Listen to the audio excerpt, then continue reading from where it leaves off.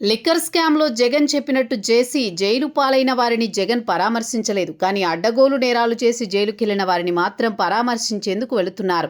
30వ తేదీన విశాఖ జైల్లో ఉన్న అప్పలరాజుతో ములాఖత్ అయ్యేందుకు జగన్ వెళుతున్నారు. కుమారుడు చేసిన హిట్ అండ్ రన్ ప్రమాదంలో ఒక అమాయకుడు ప్రాణాలు కోల్పోగా ఆ నేరాన్ని కప్పిపుచ్చి మరొకరిపైకి నెట్టేందుకు కుట్ర పన్నారనే కేసులో మాజీ మంత్రి సీదిరి అప్పలరాజు అరెస్టై రిమాండ్లో ఉన్నారు. పూర్తిగా వ్యక్తిగత వ్యవహారం, అందున చట్టపరమైన అభియోగాల ప్రాతిపదికన జరిగిన ఈ అరెస్టు విషయంలో పార్టీ అధినేత స్వయంగా స్పందించి విశాఖకు వెళుతుండడంపై పార్టీలో పలువురు నేతలు ఆశ్చర్యం వ్యక్తం చేస్తున్నారు.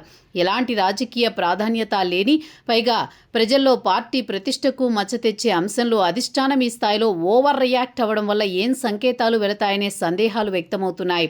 నిజానికి గతంలో వైసీపీ ప్రభుత్వ హయాంలోనూ ఆ తర్వాత జరిగిన పరిణామాల్లోనూ పార్టీకి స్వయంగా జగన్కు అత్యంత సన్నిహితులుగా మెలిగిన పలువురు కీలక నాయకులు జైలుకు వెళ్లినప్పుడు ఆయన చూపిన వైఖరి దీనికి పూర్తి భిన్నం.